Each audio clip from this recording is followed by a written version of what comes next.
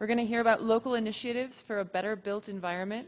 Rutherford Seidel is chair of the board of the School of Ecology at the University of Georgia and a founder or board member of 11 other organizations that are working on issues around sustainability and leadership. Thank you. Great.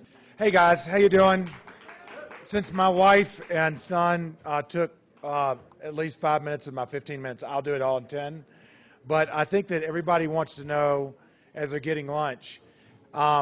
We will talk about a mayor in the city of Atlanta who's offered great leadership. There's great diversity in Atlanta, as Laura said, and the whole town's come together. And this is an example of one town. Somebody once told me from California, right there in the middle of Bubbaville, and I said, Bubbaville, what's that? And they said, well, that's what we all think of y'all in California because we're so progressive. And I'd say, okay, that kind of got me to step up and be ready for a challenge. So in Atlanta, I said, what can we do to help? Where's the lowest hanging fruit? Amory Lovins is still here, and RMI taught me that one of the best things you can do besides renewable energy is to save energy, the negawatt. And so in Atlanta, we've gone out, and I'll give you a quick story of how we've done it. We've created 43,000 jobs in the last 3 years in the clean tech area. By doing this, I went to the mayor and said, I think we can do 50,000 jobs. I've got a plan for you. This was 09, 08, middle of the recession. Plumbers, electricians, home builders, et cetera, had no job. And it was pretty bleak in Atlanta. We're a community that's built around new homes, and we have lots of big buildings. So what we did was, I got the idea first from Laura talked about our house. We did that house in 06. It became one of the first LEED certified house in the country. I said, you know, this is not that hard. It's to put solar on top, better insulation, all the things that RMI does. South Face in Atlanta also taught me, and we can do it. And then I bought the Atlanta Hawks from Ted with a couple of other friends of mine, and I said, why don't we do we're not winning the championship, so why don't we be the first arena in the world to be the most energy efficient? And I went and got my engineers in the basement, and I said, we can beat Miami and all these other teams and be the world's first. David Stern said we probably wouldn't make it. We won by 1 day against Miami, by the way. And my engineers are my heroes. So we're putting a megawatt of solar energy with Georgia Power on that building over the next 12 months. This is Ted's building. If you look to the left, you'll see the solar panel. That's the first solar panel parking lot where we charge our electric cars up. And you'll hear me later tell you that Atlanta is the #1 electric car market for the Nissan Leaf in America.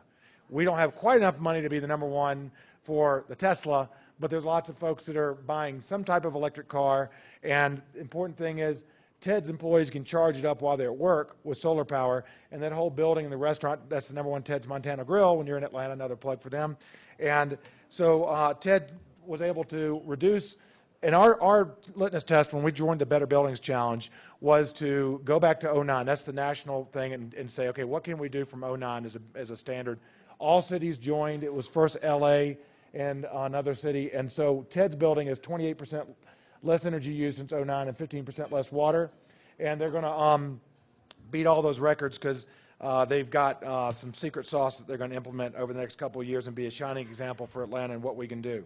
So the Better Buildings Challenge was something that we entered into, and the main reasons I said earlier is that we wanted to have a better livability, is probably a key word, a better lifestyle. We wanted to, Laura talked about the clean air that we weren't breathing. We also were spending a lot of our money, and just think about this as a concept. You spend a lot of your money on utilities. Taxes and utilities sort of come with the territory of life. And whether you're a renter or whether you own property, you're going to have to pay utilities, or you can live out on the street, but you better move out of Aspen and go somewhere where it's warmer. And so the utility bills are not adding really to the community. Just think about it. If you have a charity, you have a hospital, you have a business, wouldn't you like to have a little bit of that money back to run your mission or to grow your business? And so that's really what the concept was. And that was the first idea I went to the mayor and talked to him about. He instantly got it. And he said, hey, I want to lead. And when the Clinton Global Initiative launched in November of 11, he stood there with the mayor from Los Angeles and Seattle, and I kept saying, we're going to beat Seattle and Portland because they're always mentioned as the most sustainable city. And it drives me bananas that Atlanta, or really no city in the South, has ever been mentioned that way. So we started something called the Power to Change. We engaged the local community, reduced energy and water consumption by at least 20%. That's our goal. We've achieved that goal in many places, and I'll go through some of those.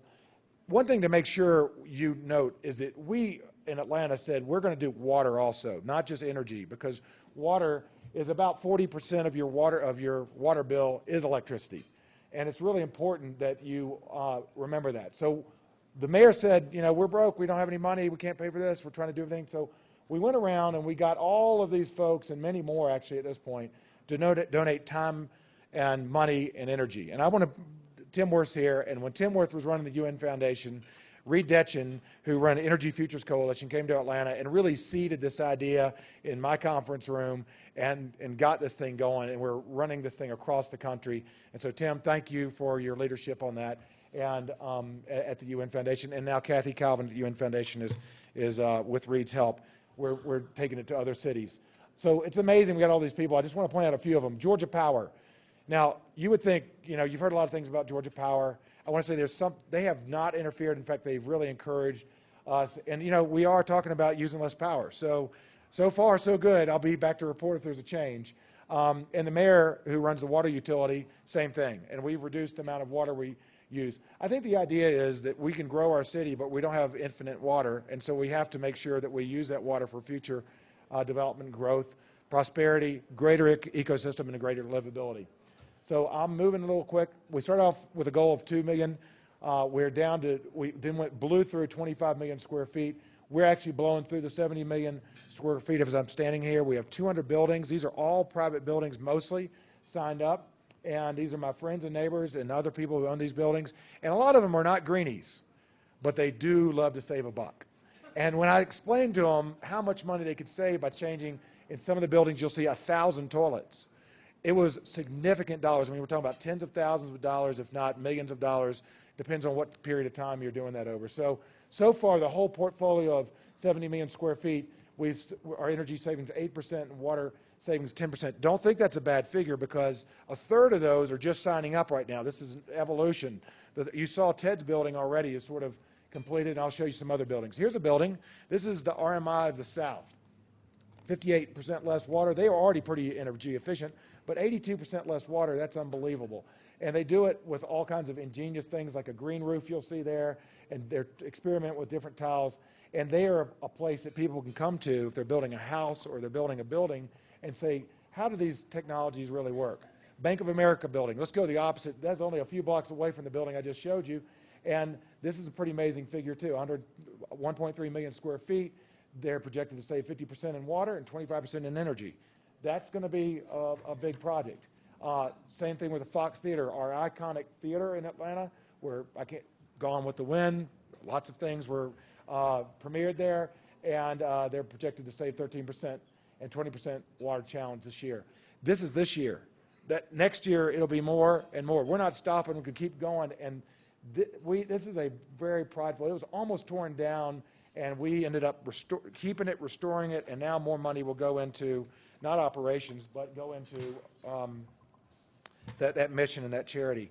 Okay, so these are, I'm not going to go through all of them, but these are just a list of the buildings that have already exceeded the 20%. We do a good job of honoring them, and it's very important that that list grows and grows and grows. But, you know, the first picture I showed you, a lot of the downtown skyline is either LEED certified, high efficiency, high water building, or it's going to be one of these buildings that's entered. It's so good now that when a tenant comes to Atlanta, if they don't have the big banner down there that says this is a high efficiency building, they want to move on and find the other building next door and look at it. So now it's become sort of peer pressured.